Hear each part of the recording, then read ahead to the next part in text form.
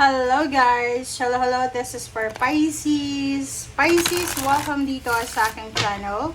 Kapalaran 888. Tingnan natin Pisces kung ano yung mga unexpected na happenings para sa buhay mo. So, this is timeless para sa collective.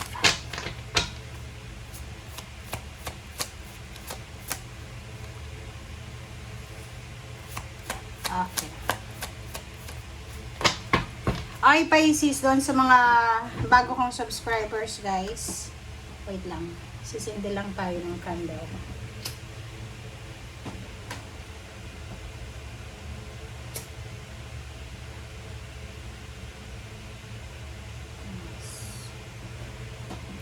Okay, para doon sa mga bago kong subscribers. Okay, thank you sa inyong lahat, Pisces. Welcome kayo dito sa aking channel, guys.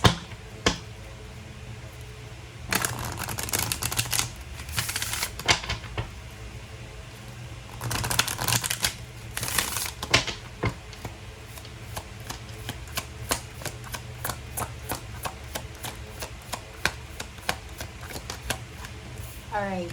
First card natin, Pisces, is receiving. Okay, receiving, Pisces. Nakikita mo ba yung baraha? Okay. Ikaw daw ay makakatanggap. You are receiving. Every day, it becomes easier to receive the highest divine plan and to trust my inner guidance. Diba? So, ang nakikita ko dito, Pisces, simula ngayon sa araw na ito, parang ang bilis mong makatanggap ng mga biyaya, pagpapala, galing sa divine. Kumaga, divine timing yung nangyayari sa buhay mo. So, kailangan mong magtiwala sa inner guidance. Syempre, sa source kasi yung divine yung source. Okay? So, dito, sinasabi ng baraha na Pisces, prepare yourself para sa mga blessings, prosperity and abundance, or kung ano man na blessings ito na darating sa'yo. Okay. Nasa receiving mood ka ngayon.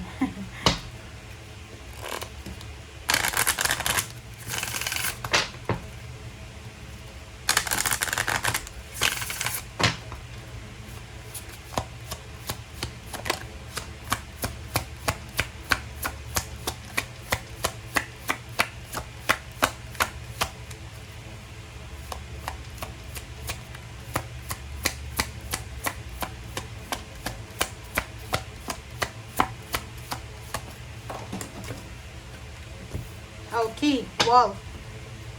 Be independent but work together. Okay, so doon sa mga Pisces na siguro may asawa ka, may ka-partner, may mga ka-collaboration ka, sinasabi ng barahan na may mga independent thoughts and plans, strategies kayo. Okay lang na may kanya-kanya kayong point of view, pero you need to work together. Sa couple, ganun din. So, kung may asawa kayo, Pisces, okay lang may sari-sarili kayo na mga point of view, pero isipin nyo na kayo ay iisa. Okay? You have independence, you have freedom individually. And pagdating sa mga collaboration nyo, sinasabi na kailangan nyo mag-cooperate sa bawat isa. Alright? Okay.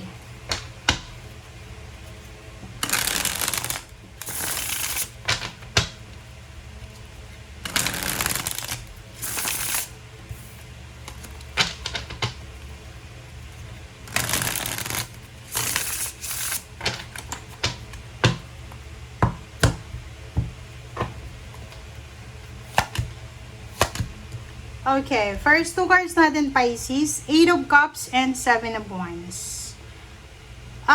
May nakikita ko sa'yo ditong exploration, journey. Parang, ang Pisces na to, you're dreaming diba? You're dreaming, you're manifesting, you're affirming.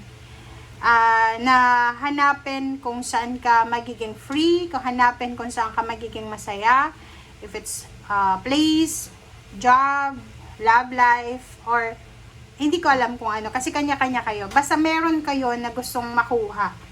Pwedeng you're looking for the right place to live, right place to work or right place na mag-take ng vacation, makapag-relax.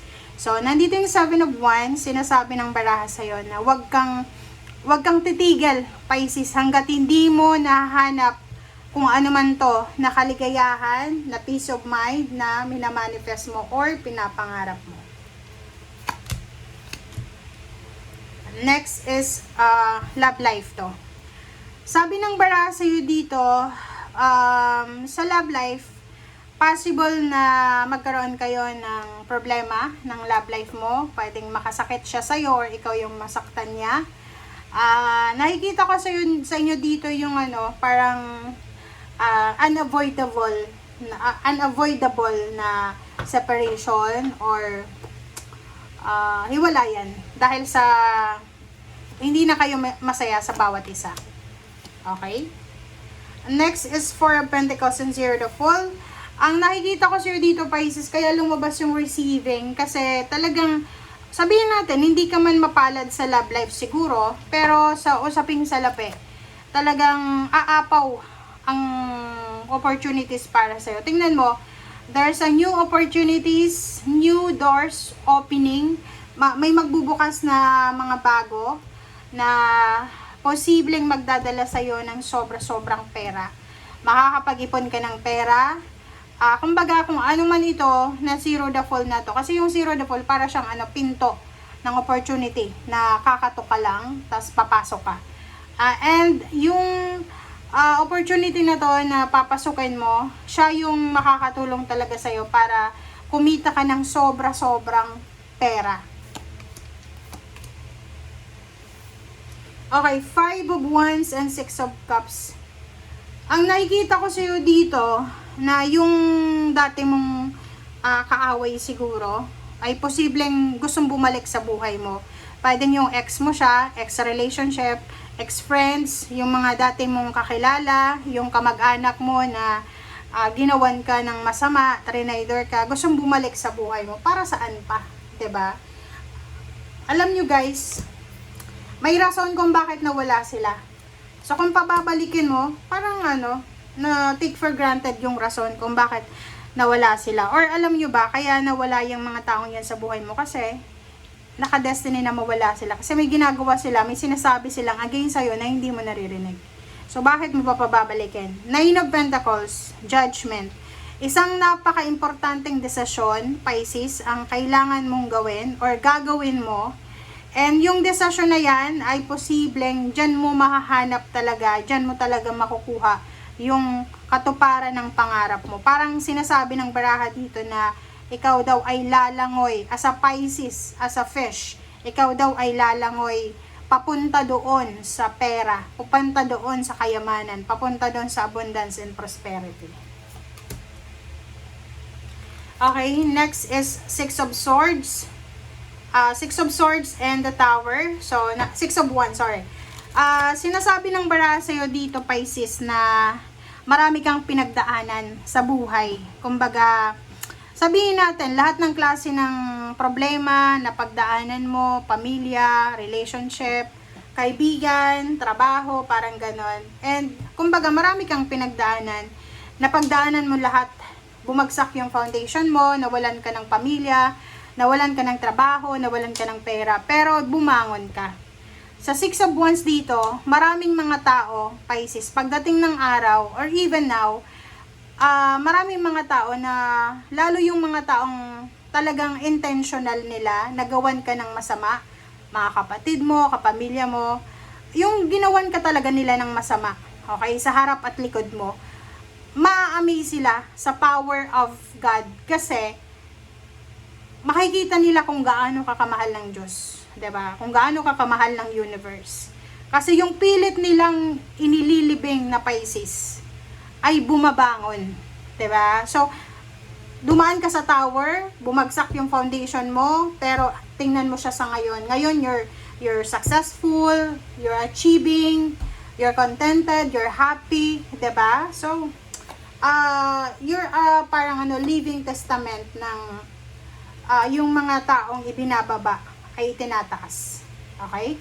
So, next is Ace of Cups, 10 of Pentacles. Wow! So, there's a good news coming regarding sa family, and then about sa emotion. So, isang congratulations Pisces ha. So, whatever man ito na pinaplano mo na celebration, sabi ng Ace of Cups dito, sobra-sobra kang magiging masaya, full of happiness, contentment, kasi yung pinaplano mong occasion ay posibleng magiging masaya to.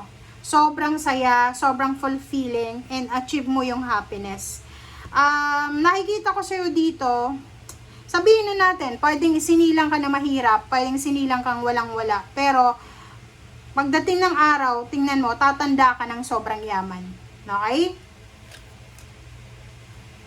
Okay, next naman is yung Chariot, diba? Hard-earned success. So, sabi ng baraha sa'yo dito, Pisces, na lahat daw ng mga sacrifices mo, lahat ng pag-iipon mo, lahat ng kabutihan na ginawa mo, ay babalik yan sa'yo. Okay? So, kung ano yung itinanim mo, yun din yung aanihin mo. Congratulations, and tapikin mo yung yung balikat mo, sabihin mo sa sarili mo, good job, Pisces. Marami kang pinagdaanan pero nakasurvive ka at makakasurvive ka pa sa future. Thank you guys. Bye!